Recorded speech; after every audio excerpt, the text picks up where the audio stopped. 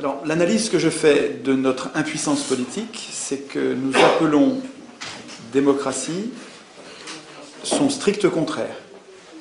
C'est-à-dire que ce qu'on appelle aujourd'hui démocratie, c'est pas du tout, mais pas du tout une démocratie, c'est une oligarchie aristocratique.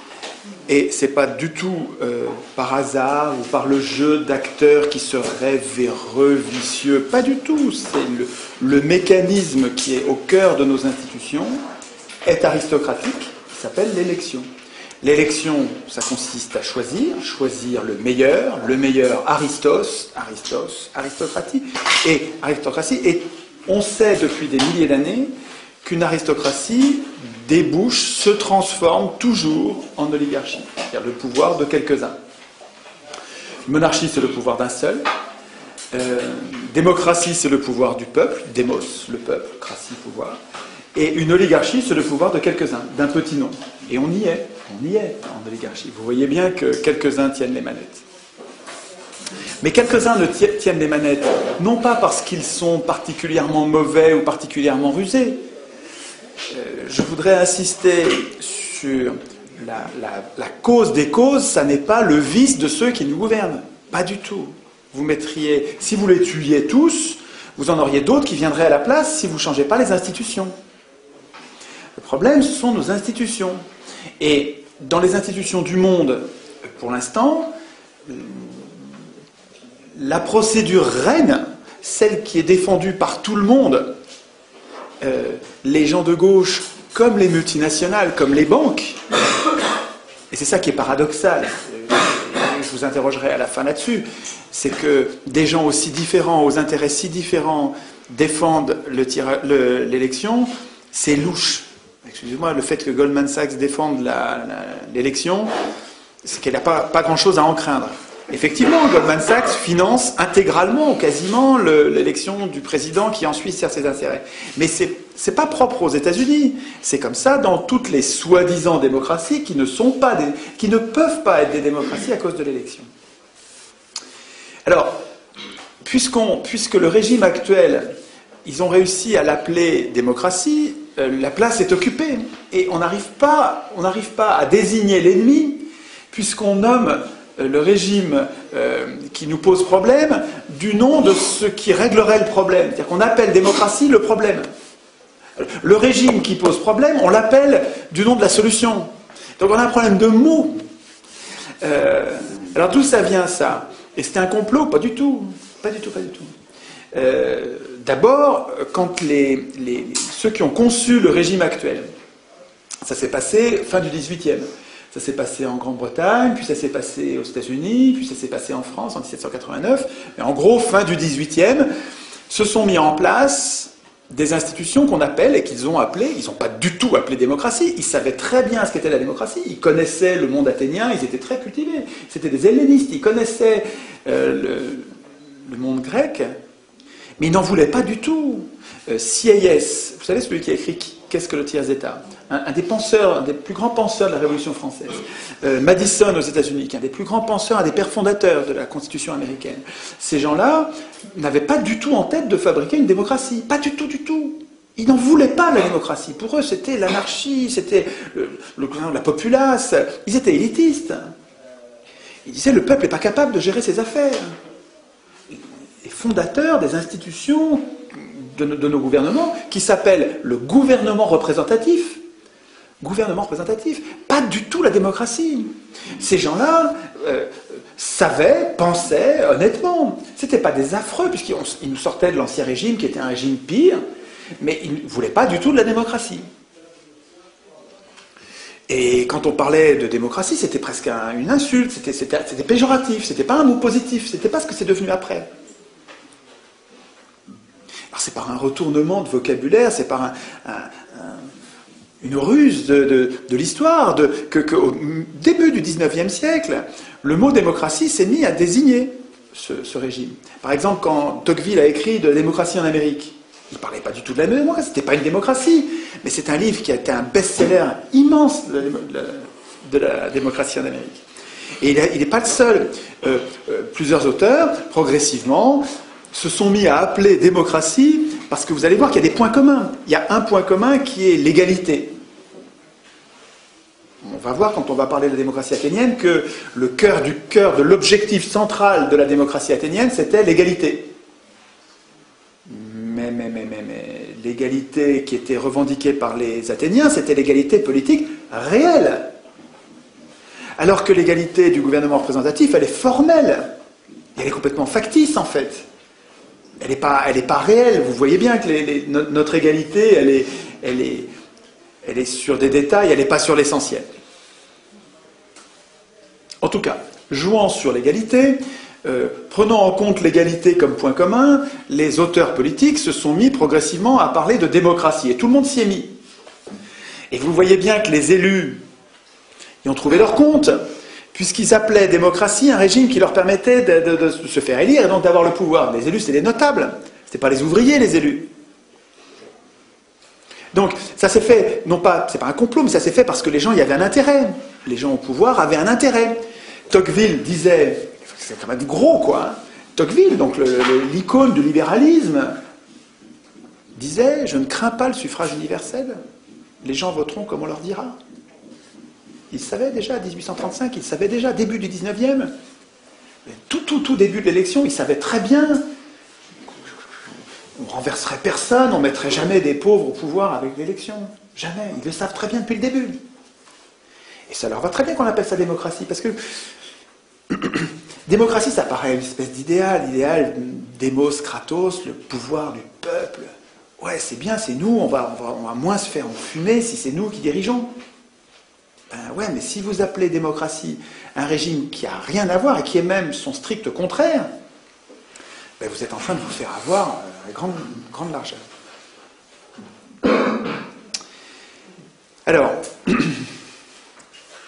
pour en faire un outil pour aujourd'hui, pour voir qu'est-ce qui est utilisable aujourd'hui, il faut comprendre ce qu'il y a dans la démocratie athénienne. Alors on parlera des objections, c'est-à-dire ce dont on a un petit peu parlé tout à l'heure quand on a parlé de xénophobie, de phallocratie, d'esclavagisme. J'en parlerai quand on verra les objections. Mais je voudrais d'abord vous montrer le cœur nucléaire d'une vraie démocratie, de la démocratie athénienne, avec le transparent que je vous ai préparé. C'est un schéma que j'ai fait pour ces conférences. Je l'avais fait d'abord à la main, puis en fait là, pour vous, c'est une première.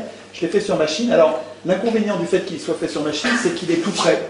Alors que quand je le faisais à la main, pendant que je vous parlais, je le dessinais en même temps. Alors, on voyait mieux le truc se faire, mais en même temps, comme j'écris pas bien, et puis en même temps, on écrit en parlant, on écrit moi-même, là c'est mieux. Donc je vais vous montrer, peut-être oublier tout le reste.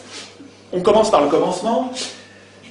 Les Athéniens, après des siècles de tyrannie, ont un objectif pratique, c'est l'égalité réelle, l'égalité politique réelle.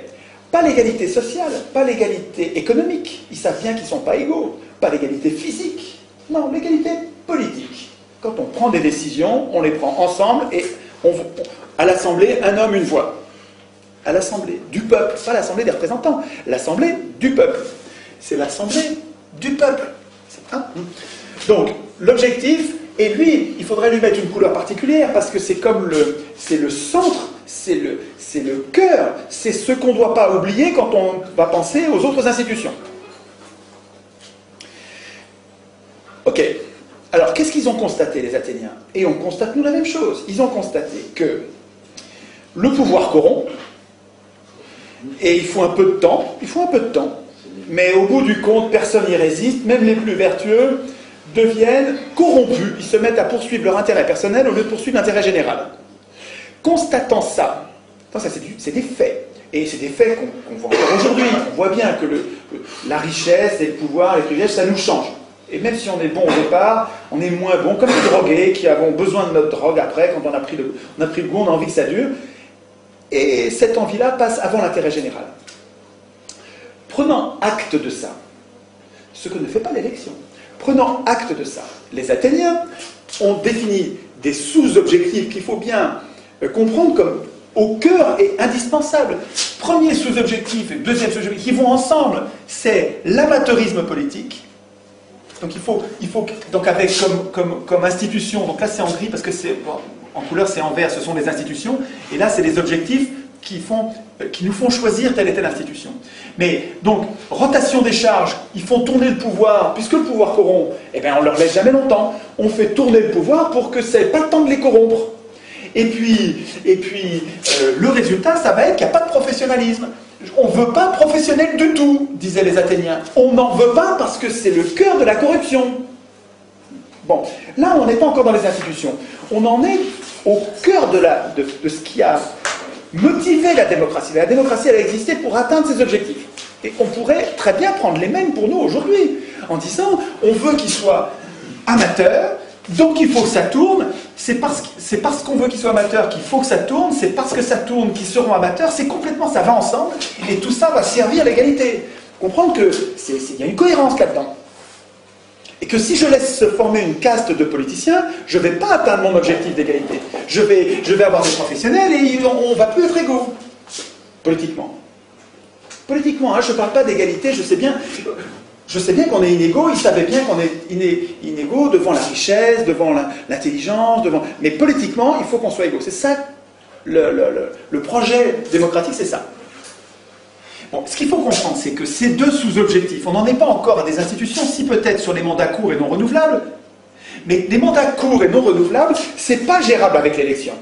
Vous n'allez jamais avoir les candidats en nombre suffisant pour alimenter des postes en mandats courts et non renouvelables. Vous ne les aurez pas à l'élection. Parce que quand vous élisez quelqu'un, le mécanisme qui vous a conduit à l'élire, c'est le même qui va vous conduire à le réélire. Et donc, l'élection, elle entraîne avec elle une stabilité du corps politique. Elle entraîne une professionnalisation, une sédimentation. Ça va être toujours les mêmes. Mais dans le génome de l'élection, il y a la professionnalisation de la politique. Ça va avec. C'est programmé avec. Donc, si vous voulez, s'ils avaient choisi le tirage au sort, c'est parce que c'est complètement cohérent. Pour obtenir l'amateurisme, pour obtenir les rotations, c'est les mandats courts et non renouvelables, il faut le tirage au sort. Vous ne pouvez pas garder tout le reste et puis mettre l'élection à la place du tirage au sort, ça ne va pas marcher. L'élection ici ne permet pas l'amateurisme et la rotation des charges. Donc ça ne permet pas l'égalité. Vous ne pouvez pas la remplacer. Le tirage au sort, c'est lui qui permet, en prenant toujours à chaque fois des gens différents au hasard, ça permet la rotation des charges et l'amateurisme, donc l'égalité. Alors ça c'est absolument central. Là on a le cœur nucléaire d'une démocratie. En institution complémentaire, pour l'objectif central, ils avaient le droit de parole. C'est-à-dire qu'ils savaient bien, ces gens-là n'étaient pas idéalistes. Platon était idéaliste. Les philosophes étaient souvent idéalistes. C'est-à-dire qu'ils nourrissaient, ils alimentaient des mythes qui permettaient de dominer. Vous savez que les mythes, ça sert à dominer.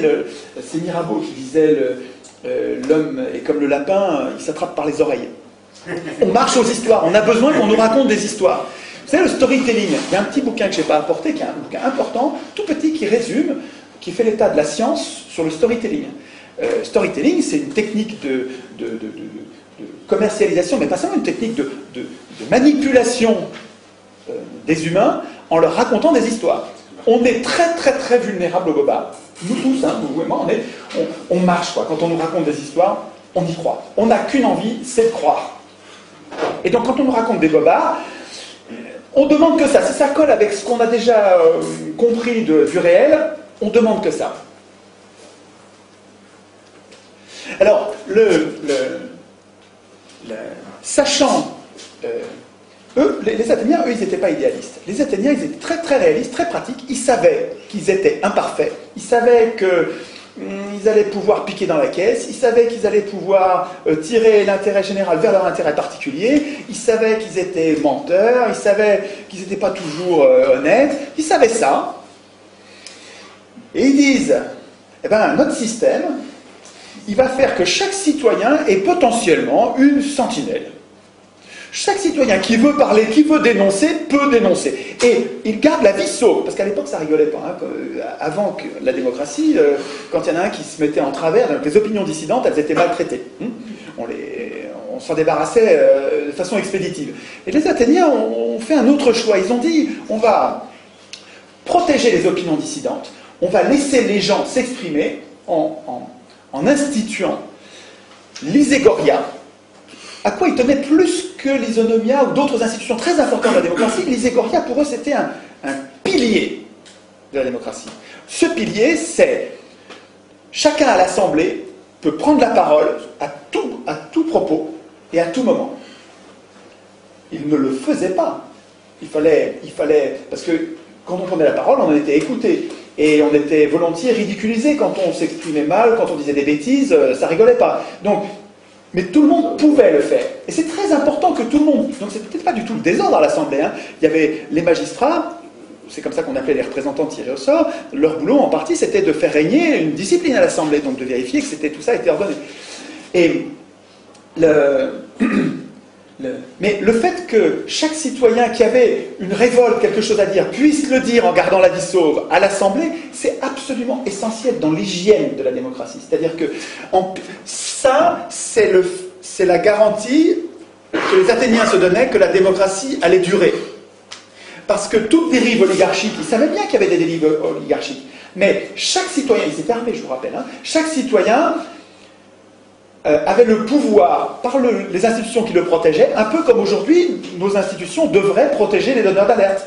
Les gens comme Fabrice Nicolino, comme Denis Robert, comme cette dame qui a dénoncé le Mediator, Irène Frachon, voilà, c'est ça. Donc, les donneurs d'alerte, on en a quelques-uns, des gratinés quand même, on en a des courageux qui se donnent du mal. Il faudrait que les institutions les protègent particulièrement, un peu comme le droit du travail, protège particulièrement les délégués syndicaux ou les délégués du personnel. Bon, les institutions athéniennes garantissaient à chacun ce droit de parole. Ça s'appelle l'Isegoria, c'est une institution essentielle. Et ça rendait les citoyens actifs. Le fait, quand vous donnez la parole aux gens et quand vous tenez compte de leurs paroles, ben les gens, ils se donnent du mal. Au contraire, quand vous avez des institutions qui font comme si ce que vous disiez n'avait aucune influence, ben ça dissuade les gens de se donner du mal.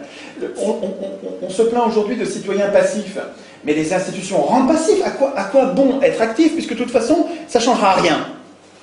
Imaginez à l'inverse des institutions qui soient ouvertes et qui font que vous puissiez changer quelque chose, vous allez devenir beaucoup plus actif. Regardez, en Suisse, qui n'est pas une panacée, mais qui est beaucoup plus démocratique, qui est probablement une des seules démocraties au monde, avec le Venezuela peut-être, en Suisse, le fait que chaque citoyen puisse déclencher quasiment à lui seul, avec quelques amis co-signataires, puisse déclencher un référendum, c'est-à-dire poser la question à tous les Suisses.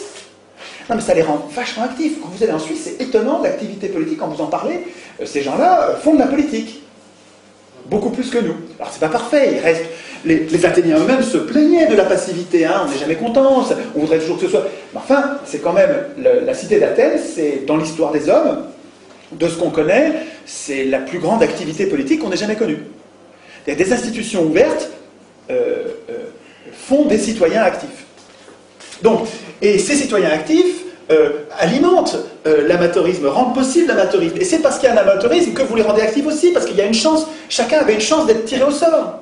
Le tirage au sort, il rend plausible la possibilité que je sois un jour président d'Athènes. Un citoyen sur 4, le président d'Athènes était désigné au sort tous les jours. Tous les jours, tiré au sort. Et donc chaque citoyen pouvait dire, dans ma vie j'ai été une fois président d'Athènes. Et aucun pouvait dire je l'ai été 2 fois, parce que c'était non renouvelable. Ça tournait.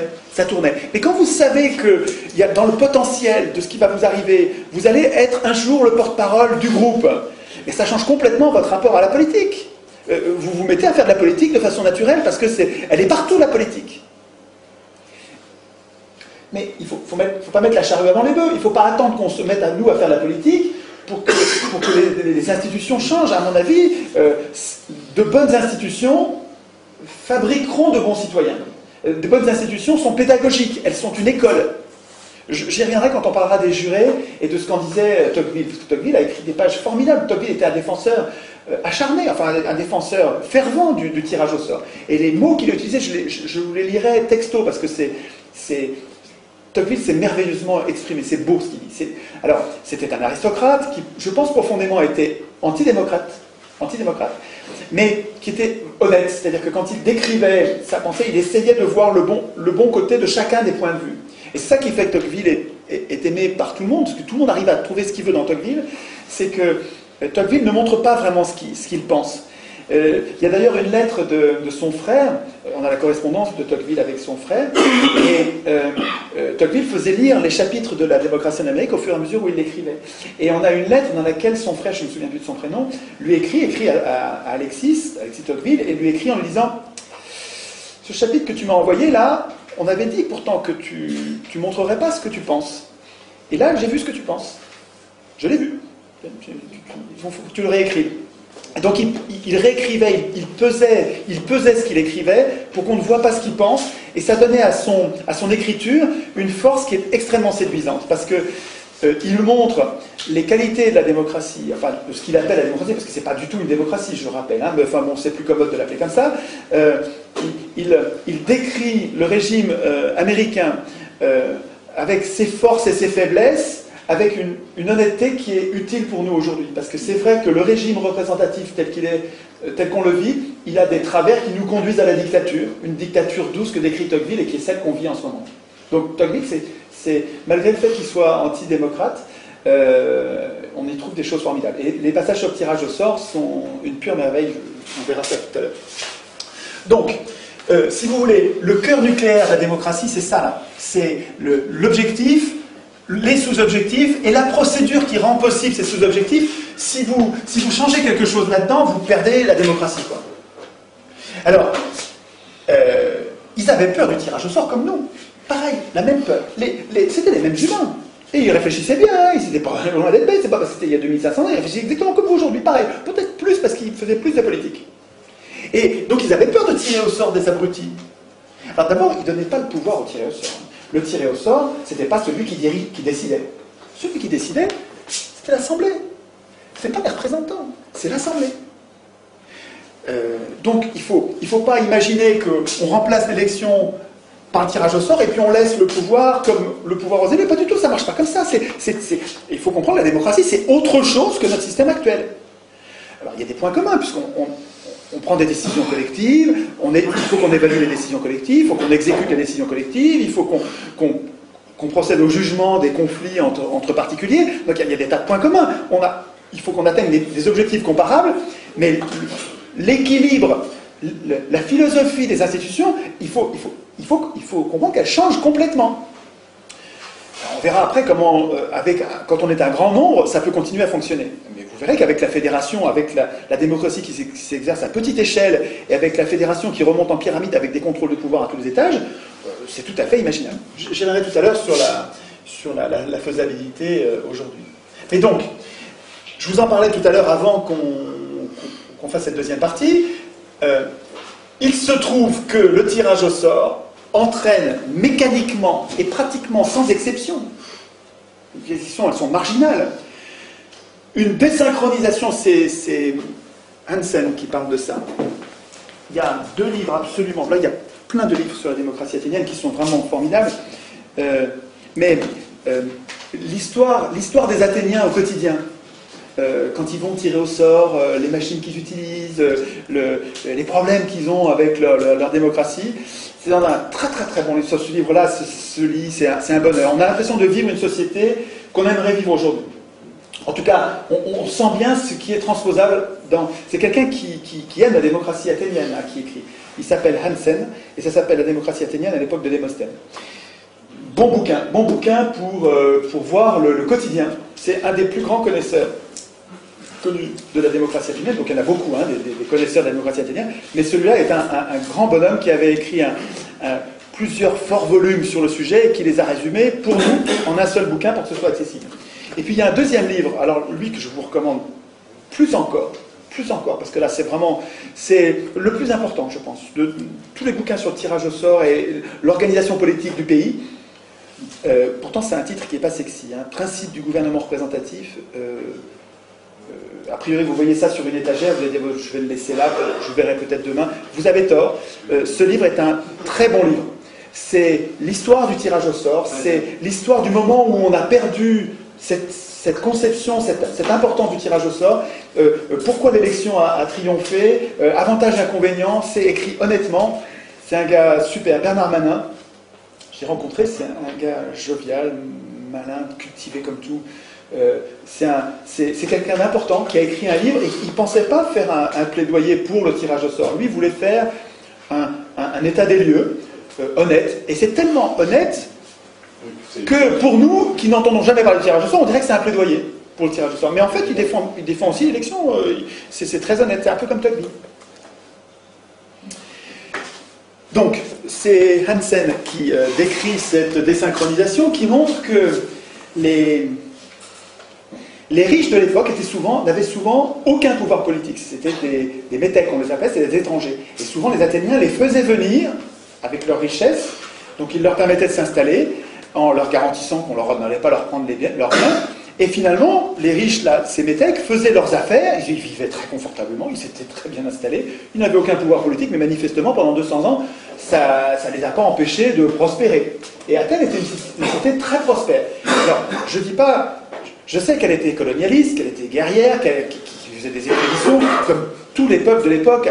Je ne dis pas qu'il faut vivre comme les Athéniens, je dis juste que, par rapport aux autres cités de l'époque, c'était une cité d'une remarquable stabilité, d'une grande prospérité, avec une activité politique intense, et surtout, moi ce qui me paraît transposable aujourd'hui, et le germe qui m'intéresse, Castoriadis, un philosophe immense, disait que Athènes c'est pas un modèle, parce qu'il y a tas de choses qu'on ne veut pas de la société athénienne, mais c'est un germe.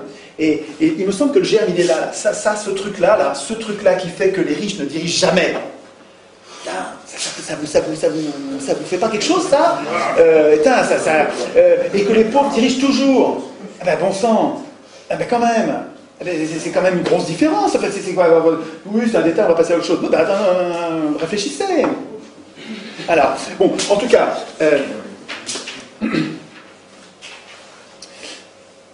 le fait est que quand on regarde l'expérience de 200 ans d'expérience de tirage au sort et d'élection, dans le rapport riche-pauvre et exercice du pouvoir, c'est quasiment du négatif. C'est un radical opposé en résultat.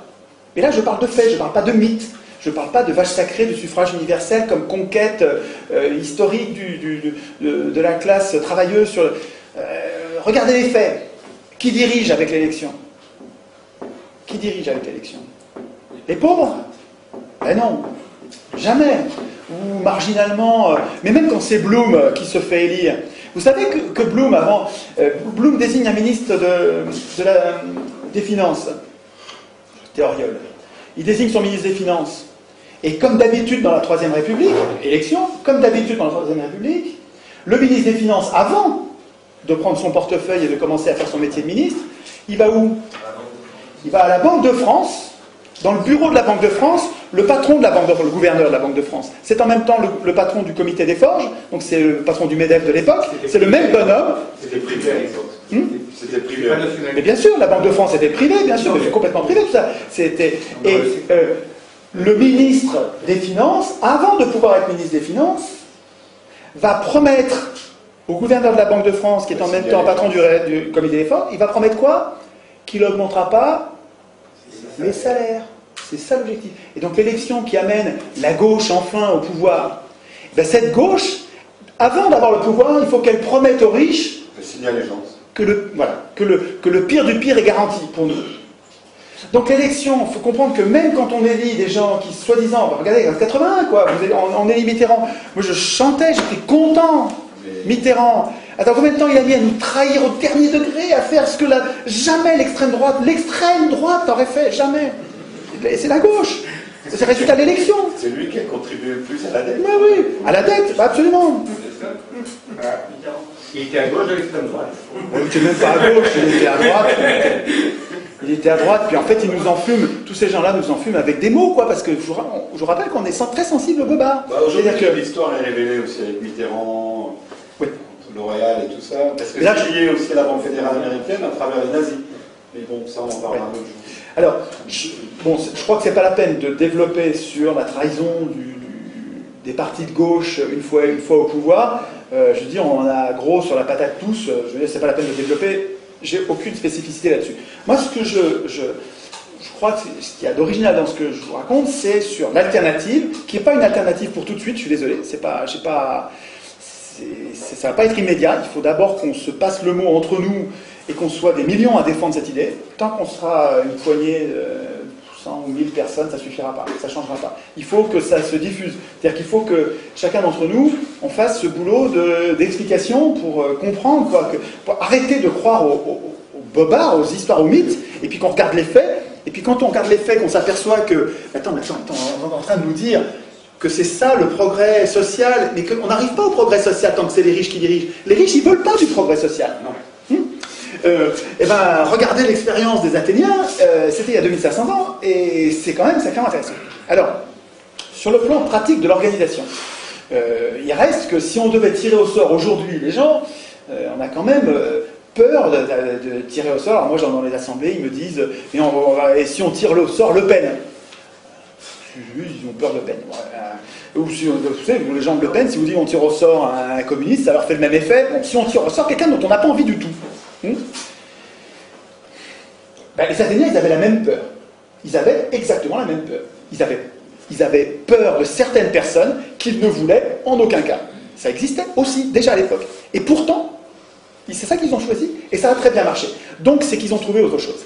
Alors, c'est cette partie-là dans laquelle j'ai regroupé une série d'institutions, donc elles sont toutes en vert. Vous trouvez ça sur le site, hein, vous le trouvez, et puis les commentaires, ce que je suis en train de vous dire, vous le trouvez aussi, y compris ce que j'aurais oublié, puisque là je parle en improvisant, mais je vais peut-être oublier un point ou deux, mais vous le retrouvez, il y a le texte, ce qui me semble être, en oubliant pas grand-chose, à dire en commentaire de ça.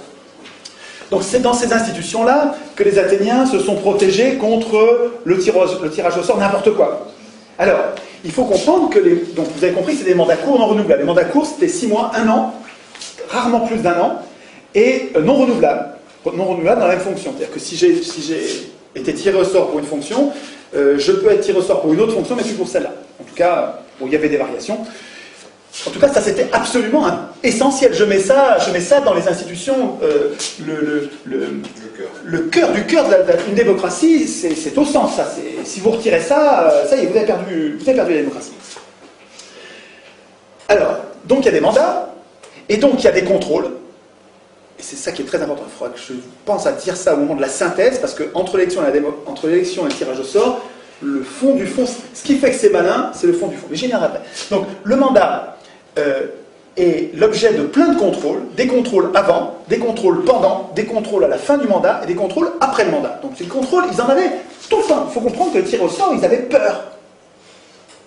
Ce n'est pas la même chose que les élus aujourd'hui. Je ne sais pas si vous voyez la différence. Les tirs au sort, ils avaient le sens d'une responsabilité, d'un devoir. Ils ne venaient pas se goinfrer en étant impunis de tout, irresponsables.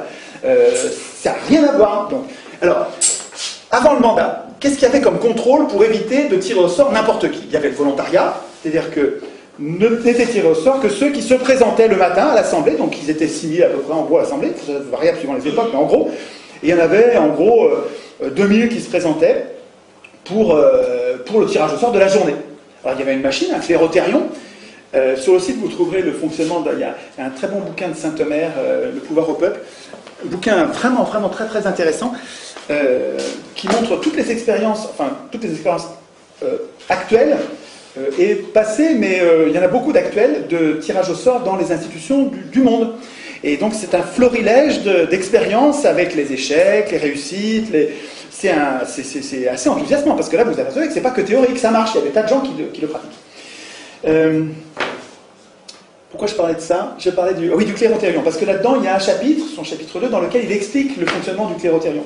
Et qu'il explique que tous les matins, les boules blanches, les boules noires, c'est marrant à voir, c'était très matériel, tout le monde pouvait vérifier, un peu comme nous dans les bureaux de vote, vous pouvez y aller, vous avez intérêt à y aller pour vérifier que tout se passe bien. Là, c'est pareil, le clérotérion, la machine à tirer au sort, tout le monde pouvait regarder, puis c'est assez rustique, donc c'est difficile de tricher, c'est pas un ordinateur. Le coût des machines à voter par ordinateur, sont les armes quoi, pour le casser, ou on y va avec une hache, quoi, hein, parce que là c'est évident qu'on va se faire enfumer. Quoi. Les machines à voter, il ne faut pas accepter les machines à voter, c'est évident. Mais on s'est fait enfumer déjà. C'est déjà le cas, c'est fou pour le faire. En tout cas, le matin, il y avait du volontariat. Alors ce que soulignait Montesquieu, c'est que cette institution du volontariat, ça on pourrait discuter sur le forum de mon site, on discute sur le fait de savoir est-ce qu'on tire au sort parmi des volontaires ou est-ce qu'on tire au sort parmi tout le monde et on leur permet de refuser, ce qui fait qu'on ne retient que les volontaires, mais volontaire ça n'a pas le même sens, suivant qu'ils soient volontaires avant ou qu'ils veuillent bien après. Parce que celui qui veut avant, c'est quelqu'un qui veut le pouvoir. Alors en fait, quand c'est quotidien et que ça tourne comme ça, et que c'est mandat court non renouvelable, on ne peut pas dire ça comme ça. C'est pas la même chose que pour les élections. Mais enfin, quand même, notez la différence. Quand quelqu'un est candidat, ça n'a pas le même goût que quand il a été désigné, il n'a rien demandé, et il accepte pour le bien commun. Et vous allez voir qu'il y a plein de gens qui ne veulent pas le pouvoir, mais qui acceptent de le faire parce que c'est comme ça que ça marche, parce que c'est des gens bons. Il y en a plein comme ça. Et ces gens-là n'ont pas du tout les mêmes qualités que ceux qui sont actuellement au pouvoir, qui sont là, évidemment, pour se goinfrer. Enfin, c'est incroyable. Enfin, on va me traiter de populiste, de démagogue, de fasciste bientôt, je sens, parce que je suis anti-parlementaire, et puis bientôt de nazi. Voilà. N'empêche que quand vous voyez quelqu'un qui a à la fois, qui cumule plusieurs mandats de député, de conseiller de ceci, de conseiller de cela, et puis qui en plus va faire des gages d'avocat pour se goinfrer encore quelques dizaines de milliers d'euros de plus, mais c'est à vomir, c'est vraiment de la cupidité. Donc ces élus, enfin ce qu'ils deviennent, ils ne sont pas tous, il y a quelques élus qui sont tout jeunes, et quand ils sont au début, ils ne sont pas encore corrompus, mais en gros quand même, ils sont vraiment là pour se goinfrer. Quand on imagine, quand on voit comment ils vivaient à l'époque, là, putain, ça n'a rien à voir. Là, ils avaient le sens d'un devoir, ils ont été récompensés, pas par de l'argent. Alors, à la participation à l'Assemblée, on les payait, mais rien, on les payait une demi-journée d'ouvrier. Donc on les payait vraiment 3 francs 6 sous. Et puis ensuite, quand on les récompensait, vous verrez, on parle de récompense, c'était des honneurs. C'est pas de l'argent, des honneurs. Les humains, ils marchent bien à l'honneur. Il y a des tas de gens qui font des tas de choses pour l'honneur, pour la gloire, pour l'impression d'avoir servi le bien commun, et que le regard des autres leur suffit, le regard des autres reconnaissant, ça suffit. Il y a plein de gens qui marchent à ça. Attends, il faut être un peu malade mental pour ne marcher qu'à l'argent. Hein. Je veux dire, faut être un peu détraqué, quoi, un peu drogué, un peu déséquilibré. Mais tout le monde n'est pas comme ça. Il y a beaucoup de gens qui se contentent de la relation à l'autre, de la relation pacifiée et reconnaissante à l'autre pour se donner du mal. Et donc, les institutions fonctionnaient comme ça. En tout cas, Montesquieu soulignait, donc, je parle du volontariat, il soulignait que c'était très important pour le tirage. Le tirage au sort n'était pas parfait, selon lui, mais il était rendu vertueux par les institutions complémentaires qui venaient corriger ses défauts. Et il disait, le volontariat et les punitions, parce que vous allez voir qu'il y avait des tas de punitions, le volontariat, la combinaison des deux faisait que il y avait peu de volontaires. Parce que quand vous savez que vous allez être puni, vous y allez si vous avez un vrai projet, si vous sentez qu'il faut le faire pour la cité. Vous avez le droit de démissionner? Je ne sais pas s'ils avaient le droit d'être révoqués, mais je ne sais pas s'ils avaient le droit de démissionner. Je ne suis pas sûr de ça. Enfin, je ne sais pas, il faudrait vérifier. Je n'ai pas lu ça, donc ça ne me dit rien. Je pense qu'ils s'engageaient, et alors ce qui est marrant, c'est de voir comme ils étaient mis en accusation à la fin, au moment de la reddition des comptes ou après coup, et ils se défendaient, et ça marchait, hein, en disant, mais attendez, souvenez-vous quand même que je suis comme vous, quoi, hein, et ça marchait comme défense, parce que les gens voient bien qu'il s'est dévoué, il a accepté d'être tiré au sort, il s'est donné du mal. Bon, ça n'a pas été un oligarque, ça n'a pas été un pourri, et on ne le punit pas. Donc il y avait un risque de punition, mais il n'y avait pas du tout, évidemment, toujours des punitions. Alors, donc, le volontariat, associé au risque réel de punition éventuellement sévère, ça pouvait d'ailleurs aller jusqu'à la mort, hein, c'est pas ça parce que c'est pas transposable, mais enfin, je veux dire, c'était des punitions sévères, pour l'époque. La combinaison des deux faisait que le volontariat était un vrai filtre par rapport aux affreux, ou aux débiles, ou aux gens que vous redoutez par rapport au tirage au sort. Vous comprenez ce que je veux dire? Ce que je veux dire, c'est que par rapport à l'objection, on va avoir des idiots. Non, on va se débrouiller pour en éviter une bonne partie comme ça. Ensuite, il y avait la docimasie qui était une sorte d'examen, pas un examen de compétences, parce que égalité politique, on a tous la même compétence politique. C'était un examen d'aptitude. C'est-à-dire qu'on cherchait à voir le gars qui est fou, qui est vraiment carrément folle dingue, la docimasie, on le mettait à l'écart. Ou le gars qui s'occupait pas bien de ses parents. C'est marrant que ce soit si important pour eux. Le gars qui s'occupait pas bien de ses parents, il était mis à l'écart, il pouvait pas. Enfin bon, il y avait comme ça des aptitudes qui permettaient de mettre à l'écart, donc encore un filtre qui permettait. Alors, nous, si nous écrivions nous-mêmes nos institutions, ben on prévoirait, on y réfléchirait, et on dirait de quelle docimasie on veut, quel est l'examen de passage, qu'est-ce qu'il faut pour, en faisant attention à ce que ce ne soit pas un privilège, quoi, mais à ce que, pour nous éviter ce qui nous fait peur.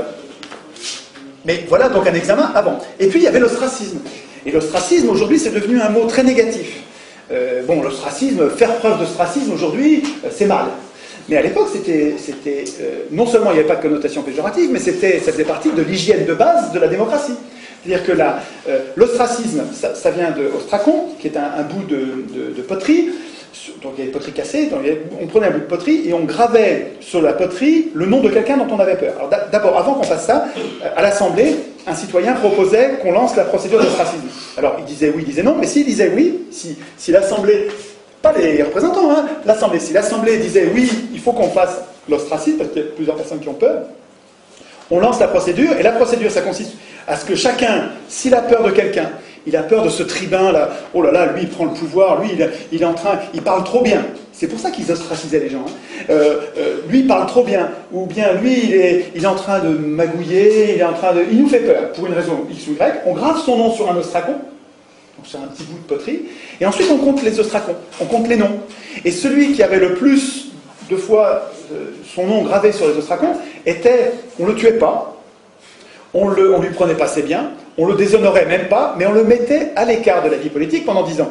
C'est quand même pas... et il y en avait plein d'autres qui n'étaient pas dans la vie politique. Je vous rappelle que les femmes, les esclaves, les métèques, donc des gens qui vivaient très bien, les métèques qui pouvaient être très riches, tous ces gens-là vivaient en dehors de la politique, donc ils n'étaient pas à l'Assemblée, ils n'étaient pas citoyens, c'était pas la mort, quoi. Hein. Mais en tout cas, la démocratie avait en elle-même un rouage important qui permettait de mettre, pas à mort, à l'écart de la vie politique, pendant 10 ans, quelqu'un dont on avait peur. Donc, rendez-vous compte encore que c'est quelque chose qui nous manque aujourd'hui. Aujourd'hui, quand on vous présente deux candidats, prenez l'exemple que vous voulez dans le passé récent de votre pays, vous avez deux candidats qui vous paraissent deux affreux. Qu'est-ce que vous faites? Vous êtes coincé, vous avez le choix entre la peste et le choléra. Vous n'avez même pas le vote blanc qui vous permet de dire « mais je veux qu'ils rentrent tous les deux chez eux ». On pourrait avoir un vote blanc qui dirait... Le sens politique du vote blanc, c'est « je veux d'aucun de ces gens-là ». Ou la question que vous me posez, elle est débile, je ne veux pas de cette question. Le vote blanc, il sert à dire « rentrez chez vous avec votre question » ou « rentrez chez vous les candidats et mettez-moi d'autres candidats ». Et pourtant, le vote blanc, il est interprété comme valant, comme nul, et il est mélangé avec les nuls et jeté à la poubelle. C'est révoltant. Mais pourquoi? Qui a écrit ces règles? Qui a écrit les règles qui mélangent le vote blanc avec les votes nuls? C'est des élus. Mais c'est normal qu'ils écrivent ça. On peut presque pas leur en vouloir. C'est notre faute d'avoir laissé les élus écrire la Constitution. C'est juste notre faute. J'insiste, hein, c'est votre faute à vous, chacun, et puis à moi, hein, parce qu'on les laisse faire. On ne devrait pas laisser les élus écrire la Constitution. Sinon, ils n'écrivent pas le respect du vote blanc, ils n'écrivent pas le référendum d'initiative populaire, ils n'écrivent pas les mandats courts et non renouvelables, évidemment, ils n'écrivent pas une chambre sur deux tirée au sort au moins, voire deux chambres tirées au sort, ils n'écrivent pas les jurés citoyens, ils n'écrivent pas toutes les institutions dont on a besoin. Bon, là j'anticipe sur la fin, mais en fait elle soigne de partout. C'est pas aux hommes au pouvoir d'écrire les règles du pouvoir, c'est pas aux politiciens de métier, c'est pas aux hommes de parti d'écrire les règles du pouvoir. Même si c'est le parti que vous aimez bien. Comprenez, prenez du recul. Si vous êtes d'un parti, vous pouvez évidemment, puisqu'on n'a que ça pour se bagarrer, donc je ne vais pas vous faire le reproche d'être dans un parti, mais ce qu'il faut comprendre, c'est que, quel que soit votre parti, il faut que vous compreniez que si vous aspirez au pouvoir, ben, votre honneur, c'est de ne pas écrire la Constitution.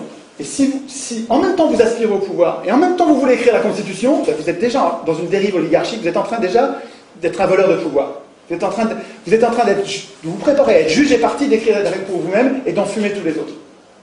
Ce qui s'est passé avec la Constitution européenne. Européenne, évidemment, européenne, française, hein, De Gaulle qui écrit pour lui-même. Oui, non, mais des exemples, ils sont tous. Tu prends toutes les constitutions du monde, hein, à part celle du Venezuela, et à part celle-là, évidemment, qui a été écrite par Solon, Clisthène, Solon est parti après avoir écrit les règles, il est parti pendant 10 ans. Donc il n'a pas écrit les règles pour lui-même, comme par hasard. Il a écrit une démocratie. La suite. Alors la suite. Oui, parce qu'il faut que Alors, ça c'est des contrôles avant. Contrôle pendant, facile à comprendre. les tirés au sort étaient révocables. Si on s'aperçoit qu'un tiré au sort se met à défaillir, à pas faire son boulot comme il faut en cours de mandat, l'Assemblée peut à tout moment le révoquer. Bon, voilà, ça vous rassure pas ça? Attends, est-ce que vous avez ça avec les élus? Non. Eh ben voilà, quand même. Donc, mais ça va avec, hein. Tous ces contrôles-là, ça va avec. Je reviendrai après en prenant du recul. Le point commun de tout ça, c'est qu'on assume que les gens ne sont pas bons. Voilà. On assume les conflits, on assume l'imperfection des gens, on assume que la vertu n'est pas naturelle, n'est pas spontanée, n'est pas innée. On assume ça, et dans les institutions, comme on a compris ça et on l'assume, eh ben on met des contrôles partout. Et donc après ça, vous pouvez moins vous en occuper, j'y reviendrai tout à l'heure, mais vous verrez que finalement ce système-là est beaucoup plus robuste pour les grandes structures, la grande taille. Si l'Europe était bâtie sur ce modèle-là, ben vous pourriez vous en désintéresser parce qu'il y a des contrôles partout. Alors que là, avec l'élection qui présuppose qu'ils sont... Alors on pourrait aussi s'en intéresser, on pourrait faire les deux. Ce qu'il faut comprendre, c'est... On y verra, quand on parlera d'une objection qui consiste à dire oui, mais le tirage au sort ça valait parce qu'ils étaient petits, alors que l'élection on est plein. C'est juste le contraire. L'élection il faudrait qu'on soit petit, et le tirage au sort ça marcherait mieux si c'est dans un système de grande échelle. Donc je fais vite, la révocabilité c'est facile à comprendre. La reddition des comptes, le fait d'avoir à rendre des comptes à la fin. Vous imaginez si vos élus vous rendaient des comptes? Ils vous rendent des comptes et après ça, il a exercé le pouvoir pendant 1 an, et après ça pendant 6 mois, voire quelquefois pendant 1 an. C'est vachement long la reddition des comptes, ça prenait un temps fou. D'ailleurs, il fallait des gens tirés au sort pour aller contrôler les tirés au sort. C'est d'autres tirés au sort, hein, ils se contrôlaient entre eux. Et donc, pendant 1 an, il fallait qu'ils expliquent pourquoi ils avaient fait ci, pourquoi ils avaient fait ça. C'est 1000 fois plus protecteur que notre système, ce truc-là. C'est 1000 fois plus protecteur. Vous me dites, et si on tirait au sort un tel qui est un affreux? Mais regardez tous les contrôles qu'il y a. Donc je vous dis, c'est pas le tirage au sort à la place de l'élection. On réfléchit, on n'est pas obligé de le faire bêtement. On peut le faire comme ils l'ont fait, c'est en réfléchissant. C'est-à-dire qu'on fait le tirage au sort parce qu'on a un objectif qu'on veut atteindre, et comme on voit qu'il y a des inconvénients, on fait des institutions qui vont avec les inconvénients. Et alors ça, l'ensemble a une cohérence, et c'est bien plus malin que notre système. Bien plus malin pour l'intérêt général. Ah, c'est moins malin pour les banques. Mais pour l'intérêt général, c'est bien mieux ce système-là. Les banques, mais à mon avis, ils vont nous voir venir. Hein. Bon, tant pis. En tout cas, dernière institution complémentaire du tirage au sort qui fait qu'il n'y a pas à avoir peur des affreux, c'est que même après coup, même après le mandat, si on s'apercevait, mais attends, là, il y a un gars qui a amené l'Assemblée à aller envahir une autre île et on s'est pris une pâtée du diable. Donc le gars qui nous a amené à prendre cette décision, on va donc c'était les Angéliques, c'était la possibilité de mettre en cause publiquement, donc d'accuser publiquement. Donc ça veut dire que n'importe qui devient potentiellement l'accusateur de quelqu'un qui a fait du tort à la démocratie. Alors peut-être qu'il faut le tempérer, ça. Hein, je vous donne juste c'était des pistes tout ça pour nous. Hein, et après ça, on verra. Peut-être qu'il faut limiter les contrôles, qu'il n'y en ait pas trop pour pas paralyser les gens. Hein, donc, en tout cas, dans les institutions athéniennes, ça rigolait pas. Après la fin du mandat, l'Assemblée pouvait changer de décision en disant non mais là ce qu'on a fait c'est une bêtise, on revient dessus. Ça s'appelait le graphé paranomon, une procédure qui permettait de revenir et de changer. C'est-à-dire que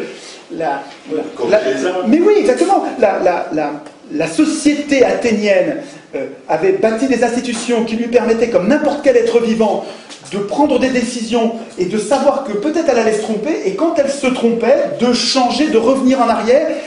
Ils ont fabriqué un corps capable comme n'importe quel vivant, comme n'importe quel être vivant, de corriger et de revenir en arrière, de s'adapter. C'est tellement plus malin. C'est tellement plus malin. Bon, en tout cas, tout ça est bien plus protecteur que nos systèmes actuels, et finalement, l'ensemble, compte tenu de ce résultat qui est quand même absolument décisif pour la prospérité et le bien commun, ça devrait se tester, quoi. Enfin, la deuxième partie de ce que j'ai à vous dire, c'est les objections et les réfutations. Alors, il y a 4 ou 5 objections courantes. Donc, la première objection, c'est... Mais on va mettre des affreux aux manettes. Avec votre système. On va mettre des salauds ou des abrutis, des affreux aux manettes. Pas du tout. D'abord, c'est pas aux manettes. Celui que vous tirez au sort, il va pas avoir les manettes. c'est pas les représentants qui exercent le pouvoir, c'est l'Assemblée. Donc les représentants, ils nous aident, ils font tout ce que l'Assemblée ne peut pas faire. Ils préparent l'ordre du jour, ils affichent l'ordre du jour, ils vérifient pendant la discipline dans l'Assemblée, ils exécutent les décisions, ils procèdent au tirage au sort, ils vont s'occuper de la reddition des comptes et éventuellement des punitions. Ils font tout ce que l'Assemblée ne peut pas faire. Mais en fait, ils sont nos serviteurs. Ils ne sont pas nos maîtres. Avec l'élection, on choisit nos maîtres. Avec le tirage au sort, on dit mais non, mais on n'a pas de maître. C'est pas du tout pareil. Il ne s'agit pas juste d'une procédure à changer. C'est une démocratie, c'est autre chose que ce qu'on connaît. Ce qu'on connaît aujourd'hui, ça consiste à désigner nos maîtres. Qu'on appelle représentants. Et qui s'appellent nos représentants, mais pour mieux nous tromper, quoi. Enfin, vous voyez bien qu'ils nous trompent, quoi. Il n'y a pas besoin de faire un dessin. Bon. Donc, à l'objection, mais on va désigner les affreux, on va mettre des affreux aux manettes. D'abord, il faut répondre, on ne va pas les mettre aux manettes, c'est pas eux qui ont les manettes, les tirés au sort. Et deuxièmement, les affreux, il y a plein d'institutions pour les filtrer. Je ne reviens pas, hein, il y a plein d'institutions pour s'en débarrasser, les punir. Donc il n'y a rien à craindre là-dessus. Enfin, moi je trouve qu'il y a en tout cas beaucoup moins à craindre, parce que vous trouvez que l'élection, ça ne met pas en place les affreux. On dirait que ça les choisit. On dirait que les pires gouvernent. Mais d'ailleurs, que des absolus. Je pense que ce livre-là, ça, je pense, moi je dois avoir 1500 ou 2000 bouquins à la maison, j'ai beaucoup de livres, je lis énormément. Mais si je devais garder un livre de tous les livres, ah là là, ça c'est une merveille. Les propos sur le pouvoir d'Alain, et tous les propos, mais les propos sur le pouvoir d'Alain, c'est un livre de chevet, c'est un truc, vous le relisez, c'est de l'intelligence, c'est très très très très très utile. C'est un vrai bon bouquin qu'on peut prendre à l'adolescence, et puis après ça, il vous suit toute votre vie, quoi. Propos sur le pouvoir, c'est génial. Alors, dans un des propos, une des pensées d'Alain, c'est, et vous allez voir ces 3 toutes petites phrases avec le sujet vers complément, c'est très court, et il y a tout pour condamner l'élection. Pour condamner l'élection. Tant que j'avais pas trouvé le tirage au sort, je trouvais que il y avait de quoi se foutre une balle, cette phrase-là, parce que c'était trop vrai, et c'était un piège, on ne pouvait pas en sortir. Mais avec le tirage au sort, alors, qu'est-ce que c'est? Qu'est-ce qu'il disait, Alain? Il disait, les gens bons ne se soucient pas de gouverner. C'est une façon en vieux français de dire, ils ne veulent pas gouverner. Les gens bons n'ont pas envie de gouverner. Tout est là. Autant dire que les pires gouverneront. C'est vrai que si vous avez un système de l'élection qui repose sur la candidature, et que les gens bons ne veulent pas, ne seront pas candidats, ben vous allez avoir que des affreux. Eh bien oui, les pires gouverneront, mais on y est. On y est. Regardez, vous avez Paulson au gouvernement des États-Unis. Vous avez Dick Cheney, vous avez Paulson, Dick Cheney, Rumsfeld, des diables. Tous, la crème de l'horreur. Obama n'est pas mieux. Exactement. C'est le bal des vampires. Et en France, vous avez Sarkozy, en Italie, vous avez Berlusconi, en Angleterre, vous avez Tony Blair, vous avez les pires. Des pires, Tout à l'heure, j'ai dit prostituées, mais il ne faut pas que je dise ça, parce que c'est pas gentil pour les prostituées. Il faut trouver un mot plus grave que ça, parce que les prostituées, nous, on est prostituées, nous aussi, enfin, on ne fait pas exprès, hein. On est prostituées, on ne fait pas exprès. Non, c'est pire que, c'est les affreux, c'est bien, c'est un bon mot, les affreux. Les affreux, j'aime. Donc on va pas dire prostituées, parce que les prostituées sont nos amis, mais on va dire les affreux. Deuxième objection, et vous allez voir quand vous allez, parce que vous allez, si vous jouez le jeu que je vous propose, qui consiste à, si la graine germe dans votre tête, à aller vous-même en planter d'autres, parce que ça marchera que comme ça, je vous dis, si nous sommes 40 à être convaincus de ça, puis qu'on en reste là, ça changera rien, voilà, rien. Si par contre, la graine que je vous propose de cultiver, non seulement vous la faites grandir, vous allez lire, vous la renforcez vous-même, vous lui mettez de l'eau, de l'engrais, elle devient belle dans votre tête, et puis que vous allez la semer ailleurs, vous aussi, dans 40, alors là, oui, ça va se développer très vite. Ah, là, oui, très vite. Donc, les objections dont je vous parle, il faut que vous les connaissiez, et puis vous connaissiez les réfutations, parce que ils vont vous répondre la même chose, les gens, ce que je vous dis. Donc, la deuxième objection, c'est... vous allez vous êtes en train de nous appliquer un régime qui marchait à petite échelle, mais aujourd'hui, à grande échelle, c'est pas possible ton truc. Alors 2 minutes. L'élection, là, ça fait le pari qu'on connaît les gens. Puisqu'on élit, ça veut dire qu'on les connaît. Non. Ah bah si. Ah bah, comment tu fais pour élire? C'est-à-dire choisir si tu les connais pas. Intrinsèquement, ce qui est dit dans l'élection, ah sinon, c'est du foutage de gueule ouvert, c'est que ce qui est dit dans l'élection, c'est qu'on connaît les gens. Et c'est pas tout, puisque l'élection est censée être le seul contre-pouvoir, la seule punition quand ils déconnent, c'est de ne pas les réélire. Ça veut dire que ça suppose qu'on sait ce qu'ils ont fait pendant qu'ils étaient élus. Tout ça, c'est du foutage de gueule quand on est au niveau d'un État ou au niveau de l'Europe. Est-ce que vous savez, est-ce que vous connaissez les gens que vous avez élus au niveau de l'Europe? Pas du tout. Vous en savez, vous avez vu trois fois, vous l'avez vu 30 secondes à la télé, et puis quand il est en Europe là-bas, vous ne voyez rien, vous ne savez pas du tout ce qu'il fait. Donc l'élection, elle n'est pas du tout adaptée à la grande taille. Elle est adaptée à la petite taille. La commune, vous connaissez votre maire, vous le voyez tous les jours. Vous pouvez l'interpeller, il vous connaît, vous le connaissez. L'élection, elle marche bien à petite échelle. Et puis comme l'élection fait le choix, enfin elle fait le pari idéaliste, le pari non réaliste, que les gens sont vertueux, que les élus, comme par miracle, deviendraient des dieux qui sont capables de décider, ils sont compétents sur tous les sujets, le nucléaire, les OGM, tout ça ils sont compétents, et donc il n'y a pas de contrôle, parce que soi-disant les élus sont la représentation de la nation, et donc on leur fait confiance, et donc il n'y a pas de contrôle, mais tout ça est complètement contradictoire avec la grande taille. Je veux dire, un organisme de grande taille, il a besoin de ça. Il a besoin de ça. Il a besoin de plein de contrôle. Il a besoin d'avoir assumé que les gens ne sont pas bons naturellement. Et qu'il faut des contrôles partout. Ben oui, il faut des contrôles. Ils n'aiment pas ça, mais tant pis, c'est pas eux qui décident. Ben, tant pis, c'est pas eux qui décident. Ah si c'est eux qui décident, ils ne vont pas mettre de contrôle. Ben regardez, là aujourd'hui. Et c'est eux qui écrivent les constitutions. Et bien ils mettent des contrôles nulle part. C'est normal. C'est notre faute à nous, parce qu'on les laisse écrire les constitutions. C'est pas à eux d'écrire les constitutions. Donc, quand on vous dit, ouais, le tirage au sort, ça marchait quand ils étaient petits, sur une petite cité, et ça marchait pas dans le grand, c'est le contraire. Objection suivante que je repère, c'est on me dit, mais alors avec votre système, on va tout le temps changer d'avis, ça c'est jamais le même. Vous tirez au sort tous les jours le bonhomme, mais attendez, vous allez changer d'avis tous les jours. Comment allez-vous faire pour avoir une politique de long terme, avoir une espèce de vision d'avenir, tu vois, c'est ça qu'ils vous disent en disant le tirage au sort, vous allez avoir n'importe quoi, vous changez de bonhomme, vous changez de politique, vous allez gouverner en zigzag. D'abord, pourquoi pas gouverner en zigzag? Tout ce qui est vivant fonctionne comme ça.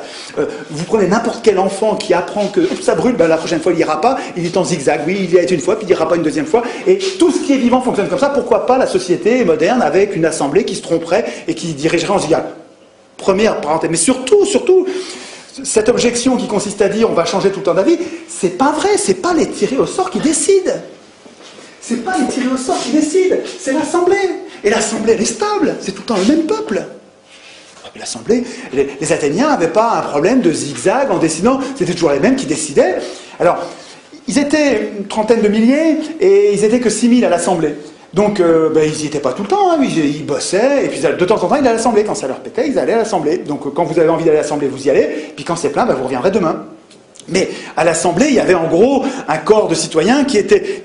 Vous savez, quand vous parlez à l'Assemblée des problèmes de la cité, est-ce qu'on va faire, est-ce qu'on va ouvrir une mine ceci, est-ce qu'on va faire un cela, qu'est-ce qu'on va faire de cette terre, sur ce marécage, est-ce qu'on va la sécher, pas la sécher. Enfin, quand vous discutez à l'Assemblée, vous-même, vous discutez des problèmes de la cité, ben, quand vous sortez de l'Assemblée, vous allez en parler autour de vous. Et en fait, toute la cité, elle est imprégnée en permanence des problèmes de la cité. C'est-à-dire que la délégation, elle est pas du tout impérative, c'est pas du tout une fatalité, le fait d'avoir abandonné votre pouvoir à des élus. C'est des élus qui ont décidé ça, c'est pas vous. Est-ce qu'un jour, vous avez dit, moi je tiens à l'élection et je renonce au tirage au sort? Vous saviez même pas que le tirage au sort existait. Non, je veux dire, ce sont des élus qui ont décidé qu'il fallait les élire. Donc c'est pas du tout une fatalité. Donc on changerait d'avis tout le temps, à mon avis c'est une objection qui ne tient pas la route. Objection suivante, vous allez forcément désigner des incompétents. Nous vivons dans un monde complexe. Écoutez mon vieux, on a l'heure du nucléaire, c'est quand même la géostratégie mondiale, avec des choses quand même très très très compliquées. Vous allez désigner n'importe qui. Vous allez désigner des incompétents. C'est une blague.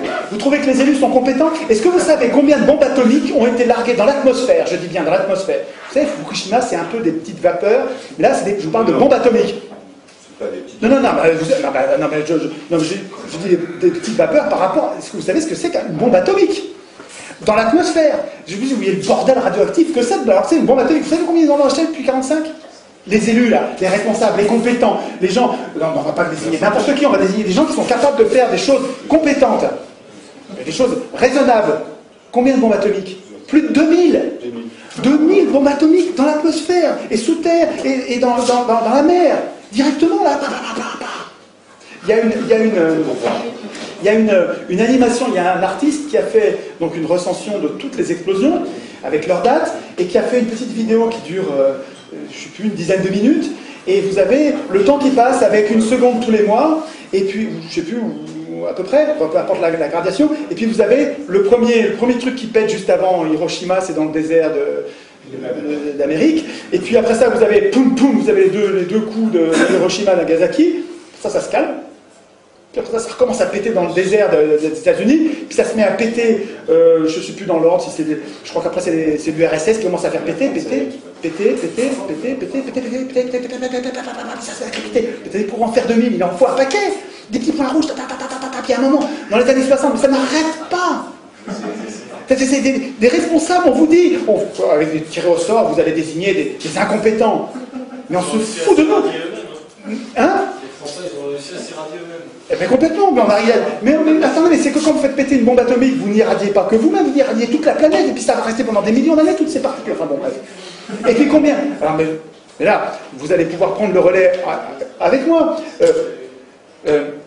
Les élus prétendent être compétents. Et combien de guerres ils ont déclenché, les élus? Combien de guerres? Qui a balancé du napalm et des pesticides sur le Vietnam par millions de litres? Qui? Les élus? C'est les élus, hein? Attends, c'est épouvantable ce qu'ils ont fait sur le Vietnam. Épouvantable, absolument épouvantable. C'est dingue ce qu'ils ont fait au Vietnam. C'est profondément révoltant ce qu'ils ont fait au Vietnam. C'est des élus qui ont fait ça. Des gens compétents. Est-ce qu'une assemblée populaire aurait fait ça? Je ne suis pas sûr du tout. Peut-être que oui, mais je ne suis pas sûr du tout. Et quand on fait des assemblées vous trouvez dans ce bouquin-là, là, sur le pouvoir au peuple de Saint-Omer, quand vous voyez ce que décident des assemblées de citoyens tirés au sort. Par exemple, au Mali, il y a une assemblée de citoyens tirés au sort qui ont réfléchi sur les OGM. Donc on a tiré au sort sur les listes électorales des gens qui ne connaissaient rien aux OGM, rien de rien. Voilà. Vous aviez des maires au foyer, des syndicalistes, des paysans, il y avait des avocats, de tous les métiers, tirés au sort. Donc vous aviez une assemblée de gens qui ne connaissaient pas le sujet. Et puis pendant des mois, ils avaient de l'argent pour le faire, ils avaient une enceinte, ils avaient des locaux pour recevoir les gens, ils ont fait venir les gens de Monsanto en leur posant la question, pourquoi est-ce qu'il faut les OGM? Alors les gens de Monsanto ont expliqué pourquoi il fallait les OGM. Ensuite ils ont fait venir les gens de la Confédération Paysanne, pourquoi vous ne voulez pas de OGM? Les gens ont expliqué pourquoi ils n'en voulaient pas. Ensuite ils ont fait venir les gens de Bayer, donc un autre céréalier, en disant voilà pourquoi on le veut. Ensuite ils ont fait venir les paysans d'Amérique latine qui utilisaient des OGM depuis longtemps, en leur disant pourquoi vous avez fait ça? Et puis vous êtes content, est-ce que vous n'êtes pas content? Et puis pourquoi vous avez continué? Qu'est-ce qu'il y a des problèmes? Est-ce que tout se passe bien? Il faut revenir les gens de Monsanto en disant ils nous ont dit que, qu'est-ce que vous répondez? Et puis pendant ça, tout le monde regardait. Tout ça, c'était diffusé à la télé, à la radio, les gens pouvaient être là dans l'enceinte, les citoyens pouvaient proposer qu'on pose des questions, dire posez-lui la question parce que effectivement, on pose la question. Mais au bout de 6 mois, ces gens-là sont bien plus compétents que n'importe quel parlementaire au monde, parlementaire qui doit traiter tous les sujets. C'est une blague. Là, eux, ils se concentrent sur un sujet. Ils ne sont pas intéressés, ils ne sont pas payés par les labos, ils n'ont pas une réélection à assurer, ils n'ont pas été financés par personne. Ils ont juste une mission, tout le monde les regarde. Ils vont devenir les gens, pas les experts, ils vont devenir des gens éclairés, bien plus éclairés que n'importe quoi d'autre, que n'importe qui d'autre. Et ça c'est un modèle de démocratie. Une démocratie, des institutions qui prépareraient un parlement tiré au sort. Tiré au sort des gens qui savent qu'ils ne savent pas. C'est 1000 fois mieux que les élections qui se la pètent et des gens qui sont élus et qui croient qu'ils sont dieux. Là, vous avez des gens qui sont tirés au sort, ils savent qu'ils ne savent pas, qu'est-ce qu'ils font? Sur chaque sujet de société, au lieu de décider eux à la place des autres, eux qui sont tirés au sort et qui savent que demain ils vont revenir dans la population normale. Et ces gens-là, les institutions vont les aider, vont les inciter à désigner une autre assemblée tirée au sort qui, elle, va être spécialisée sur le problème qui leur est soumis. Et en fonction du rapport que va faire l'assemblée spécialisée, ils vont décider de telle ou telle loi. Et éventuellement, s'il y a un doute, eh ben, on fait un référendum. C'est-à-dire que tous les gens décident par référendum. Là, ça n'a pas le même goût. Vous comprenez ça? Alors finalement, sur l'assemblée des OGM, l'assemblée du Mali, là, elle a décidé qu'à l'unanimité, c'est parlant, à l'unanimité, c'est plutôt non. Plutôt non, parce qu'on n'a pas compris à quoi ça sert, on n'est pas sûr que ça va être bien, et on n'a pas la preuve que c'est pas dangereux. Donc, non, à l'unanimité. Eh ben, je sais pas, moi je trouve ça plus parlant qu'une bande d'experts qui sont payés par les labos, très majoritairement les labos qui fabriquent les OGM. Je trouve que c'est évidemment mieux. Donc, cette histoire de compétences, c'est des conneries. Le parlementaire médecin qui vient d'être élu, ou le prof qui vient d'être élu, sur le nucléaire, il connaît rien. Sur le réchauffement climatique, il connaît rien. Ce qui va faire sa compétence, je ne dis pas qu'il ne va pas être compétent, il va être compétent quand il va se mettre à bosser sur un dossier. Il va devenir compétent. C'est son travail qui va le rendre compétent. Mais c'est pareil pour n'importe quel tiré au sort. Les tirés au sort, ils ne sont pas compétents parce qu'ils sont tirés au sort, parce qu'ils sont élus, ils sont compétents parce qu'ils bossent. Et c'est leur boulot qui va les rendre compétents. Donc, on désignerait forcément des incompétents. C'est des sottises. J'ai presque fini. Le modèle athénien était esclavagiste, phallocrate et xénophobe. Ça, alors là, je garde le meilleur pour la fin. Parce que c'est ça vous allez l'avoir. C'est-à-dire qu'on vous dit, oh, mais attendez, l'élection, c'était la démocratie athénienne, c'était une oligarchie. Regardez, vous aviez une toute petite poignée de gens qui avaient le pouvoir, et tout le reste, c'était des esclaves, des femmes, des métèques, une toute petite poignée de gens. Attendez.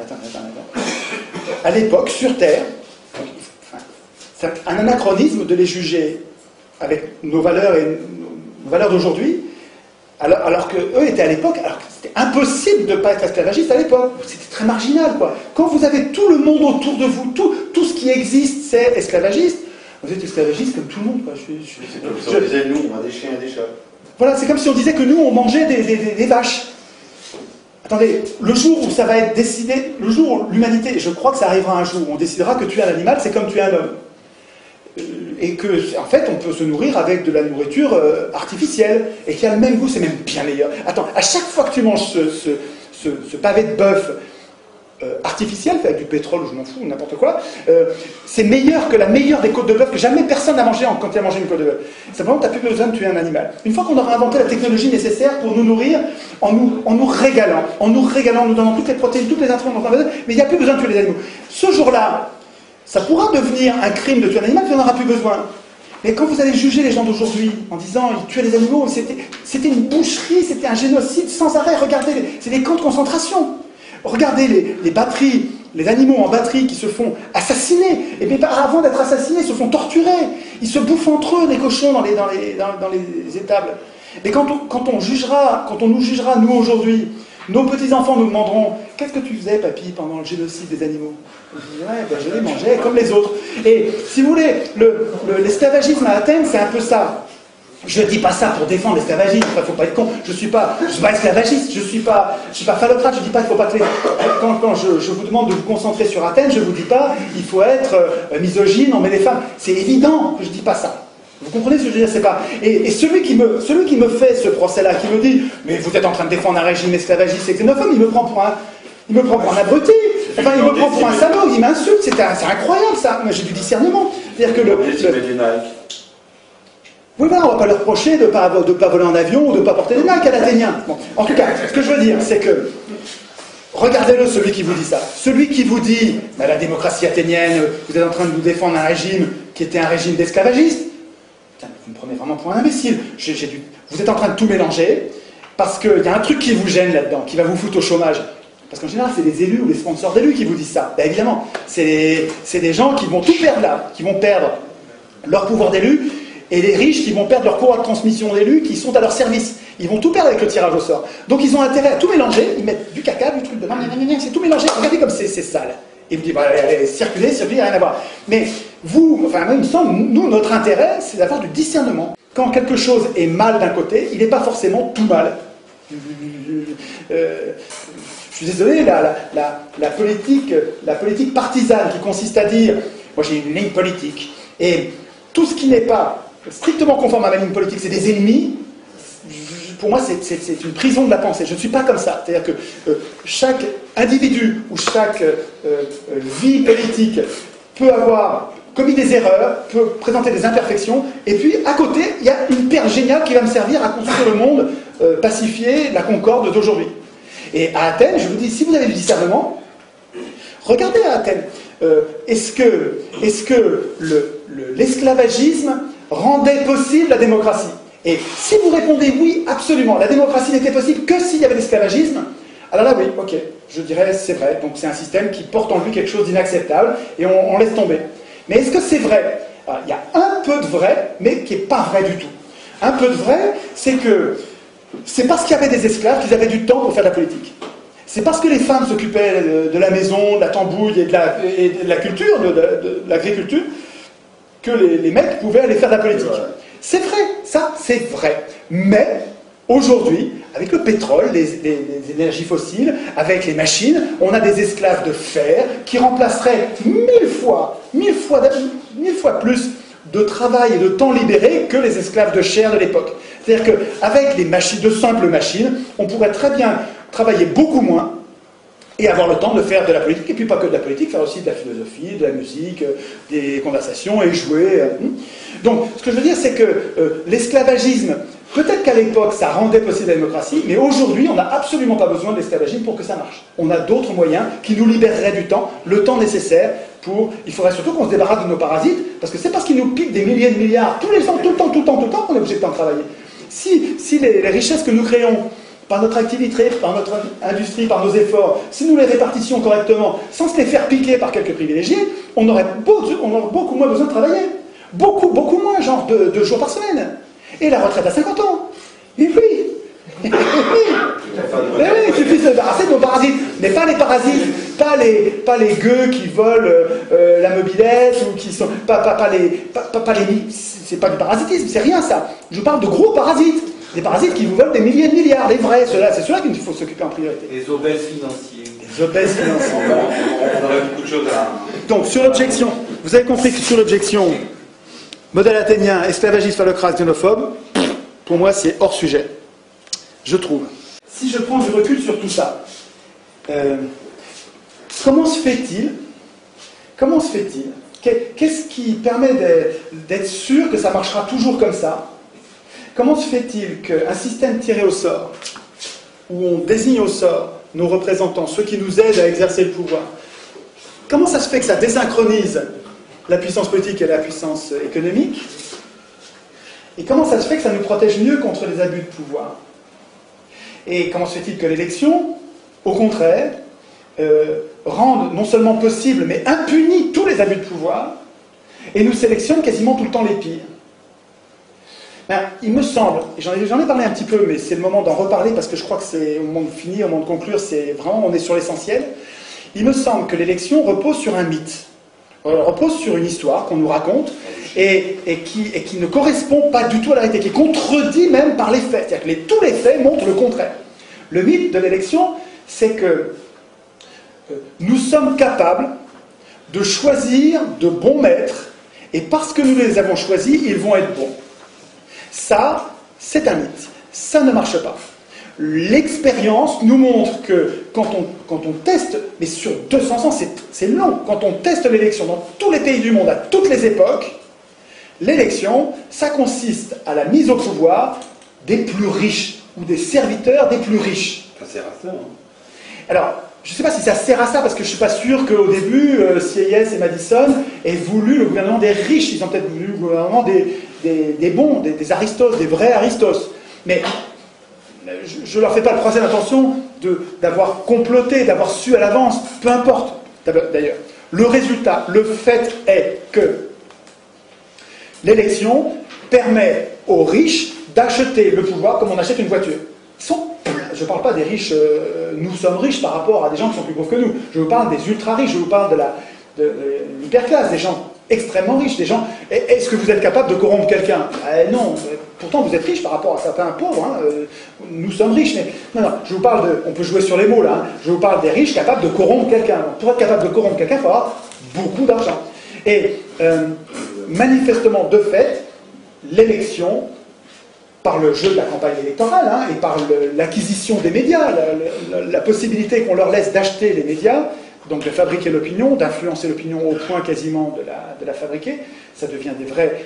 Je dois avoir 20 ou 30 livres sur les manipulations par les médias, les techniques de manipulation, c'est incroyable, ça devient une science exacte.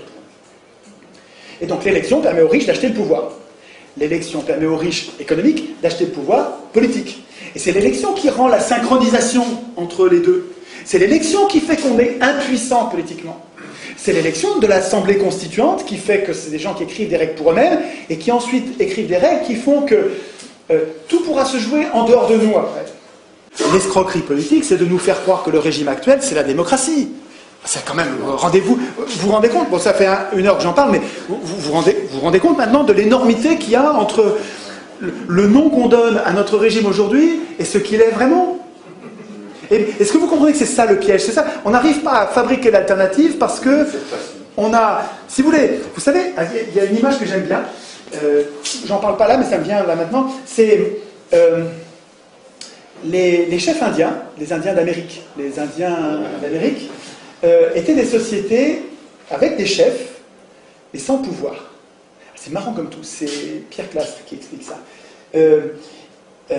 Il a vécu avec eux, et c'est vraiment les travaux d'anthropologues tout à fait marrants, parce que ils savaient, les Indiens savaient qu'ils avaient à craindre du chef, un peu comme les Athéniens savaient, ils ne voulaient pas que... Donc eux, les Indiens, ils se sont débrouillés autrement avec les chefs. Ils ont fait un grand fauteuil de chef, ils ont pris un bonhomme, ils l'ont désigné, il ne peut pas refuser, et s'il refuse, il se fait zigouiller, donc il accepte. Et on le met à la place du chef. Et le chef, il n'a pas de pouvoir. Il a juste le pouvoir de parler. Et il parlait tout le temps. Et pendant qu'il parlait, on passait devant l'air de ne pas l'écouter. On le méprisait, on le négligeait. Il parlait et on passait sans l'écouter. Et son boulot, à lui, c'était de tenir la place au chaud de chef pour qu'il n'y ait pas un gars qui devienne notre chef sans nous. C'est marrant ça. C'est-à-dire qu'il savait qu'il voulait pas. Il savait que les gens ont tendance à. Il y en a qui ont tendance à devenir des chefs, des leaders.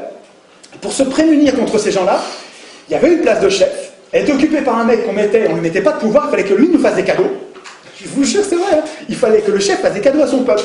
Et quand les gens n'étaient pas contents, il lui en faisait voir, il risquait pour sa peau. Comme ils se méfiaient des chefs, et ce qu'ils avaient trouvé pour pas être emboucanés par leur chef, c'est marrant. Eh bien, on dirait qu'on est victime un peu de ça, avec des gens qui ont fait un système qui n'est pas la démocratie, qui ont tout à craindre de la démocratie. Ils ont tout à craindre de la démocratie, les oligarques là. Si la démocratie voit le jour, c'est fini pour eux. Ils n'ont plus de pouvoir, ils ne peuvent plus abuser. Alors qu'est-ce qu'ils font? Leur système détestable, injuste, ils l'appellent comment? C'est le même truc que les Indiens, mais à l'envers, quoi. Hein. C'est-à-dire qu'ils nous tiennent à l'écart avec ce mot-là. Quand ils appellent démocratie le système qui est son strict contraire, comment on fait pour résister? On s'est fait prendre un mot clé, là. Je reviens à Lepage dont je vous parlais tout à l'heure. Lepage a un travail, Franck Lepage, et les gens du pavé ont un travail sur les mots qui est absolument génial. On retrouve la novlangue. Vous connaissez Orwell et le travail qu'il a fait sur la novlangue, c'est-à-dire sur un État totalitaire qui nous domine par les mots. En nous retirant les mots capables de désigner l'ennemi, en nous retirant ces mots-là, en les criminalisant, en les ridiculisant, en les remplaçant par d'autres inoffensifs, on se met à l'abri des coups quand on est oligarque. Et ce que fait Orwell, c'est de mettre à jour cette novlangue. Et ce que Franck Lepage et sa joyeuse bande, c'est vraiment une bande de gens formidables. Hein. Le Pavé, ça s'appelle. Pardon. Sur Google, vous tapez Le Pavé, et vous arrivez sur un site avec des vidéos et des ressources qui n'arrêtent pas de croître. Il faut aller voir les vidéos de Franck Lepage et puis de sa bande, ça vaut quelque chose. Une objection qu'on va nous renvoyer souvent. L'objection est est-ce que ce système va marcher avec des médias qui appartiennent aux oligarques? Vous savez que les 3/4 de la presse appartiennent à 2 marchands de canons et un marchand de béton. Pourquoi Rothschild achète Libération? C'est pas pour gagner de l'argent, il en perd. Pourquoi une autre banque achète Le Monde? Pourquoi une autre banque encore achète Le Nouvel Obs et les Inrecuptibles? Pourquoi les banques achètent les journaux? Pourquoi les marchands de canons achètent les magazines et les télés? Pourquoi les industriels achètent des télés? C'est pas pour gagner de l'argent, c'est pas vrai. Ne croyez pas ça, c'est pas vrai. C'est pour manipuler. C'est pour manipuler parce que dans un système d'élection, comme vous choisissez les candidats, c'est très important de maîtriser l'accès à la candidature visible qui est la seule qui va pouvoir être élue. Mais la réponse que je ferai à cette objection, c'est que je vous rappelle que moi, mon cap, c'est, puisque la source, la cause des causes, c'est que ceux qui écrivent la Constitution ne devraient pas l'écrire parce qu'ils ont un intérêt personnel qui est contraire au nôtre, contraire à l'intérêt du plus grand nombre. Et puisque donc la solution, c'est de tirer au sort une assemblée constituante qui va être désintéressée parce qu'elle sera non seulement tirée au sort, mais en plus elle sera inéligible aux institutions qu'elle écrit, il me semble que cette assemblée constituante tirée au sort, elle va faire son compte à la situation médiatique. Elle va prévoir dans les institutions que non seulement, comme le prévoyait Montesquieu, il va y avoir un pouvoir législatif, il va y avoir un pouvoir exécutif, et on ne dira pas gouvernement, parce que le mot gouvernement, l'exécutif, il va être servile, il va obéir aux ordres de l'Assemblée, il va être servile. Quand on dit gouvernement, on se fait déjà enfumer avec les mots. Parce que gouvernement, déjà il y a tout dans le gouvernement. Il y a je décide et j'applique et je juge même. Dans le gouvernement, il y a tout. Il ne faut pas accepter le mot gouvernement. Une bonne constitution, elle ne met pas en place un gouvernement, elle met en place un exécutif. Montesquieu, c'est séparation des pouvoirs. Toi, tu écris les lois, tu es parlement, mais tu ne les exécutes pas. Toi, tu es exécutif, tu exécutes les lois, tu as la force armée, mais tu écris pas les lois. Et puis toi, tu es juge, donc tu les regardes, s'ils déconnent, tu les punis, et puis tu t'occupes des litiges entre citoyens. Et la triangulation de ces pouvoirs bien séparés fait qu'il n'y en a aucun qui est capable de devenir tyrannique.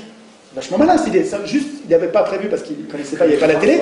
Comme il n'y avait pas la télé, Montesquieu a oublié de prévoir les médias. Mais nous, on n'est pas obligé de se limiter à ces pensées Montesquieu, et on a toujours intérêt.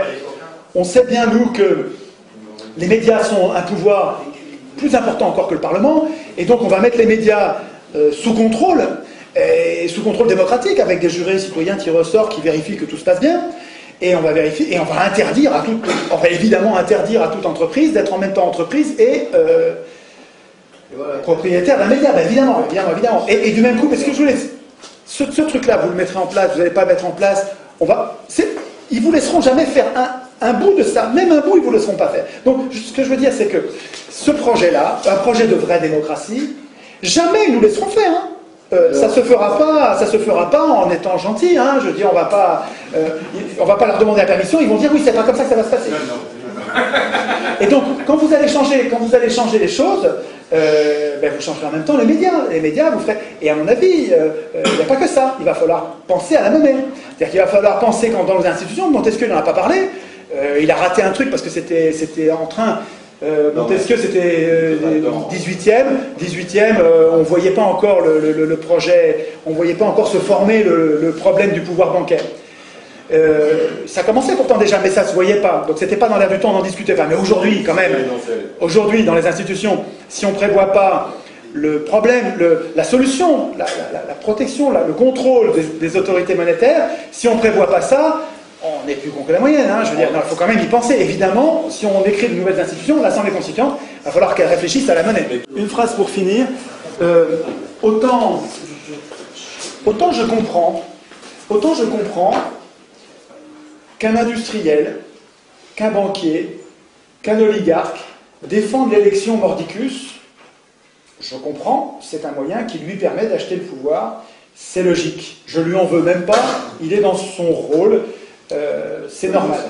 Mais que des militants de gauche ou de droite qui sont humanistes, qui cherchent une société, parce qu'il y en a plein à droite des gens qui cherchent une société apaisée, c'est une société un peu plus violente quand même que les sociétés de gauche, mais les gens de gauche ils ne se rendent pas compte qu'ils nourrissent aussi une certaine violence, donc je ne les départage pas, m'est égal. Mais que les gens qui sont humanistes de tous ces bords, qui cherchent à une société pacifiée, avec le moins d'injustice possible, c'est-à-dire des inégalités, mais qui correspondent aux efforts de chacun. Il peut y avoir des inégalités, mais en proportion des efforts. Celui qui a fait beaucoup d'efforts, il est mieux traité que celui qui n'en fait aucun. Bon. Et que tous ces gens qui cherchent une société pacifiée, juste, défendent l'élection malgré... et ne veuillent pas du tirage au sort. Quand j'en parle à mes copains, le tirage au sort, ils disent non, mais parce qu'ils sont dans des partis. Ils sont dans des partis, ils n'arrivent pas à l'imaginer. Et ils disent, ils cherchent toujours à louvoyer. Que ces gens, tous, à la fois, continuent à vénérer comme une vache sacrée l'élection, le suffrage universel, et continuent à détester ou vouer hégémonie le tirage au sort, alors qu'il y a 400 ans, 200 ans de tirage au sort, 200 ans d'élection, 400 ans de faits contraires qui montrent qu'ils ont tort. C'est du déni de réalité. Le patron de supermarché, je comprends. Le militant, humaniste, je ne comprends pas. Ça me paraît incompréhensible.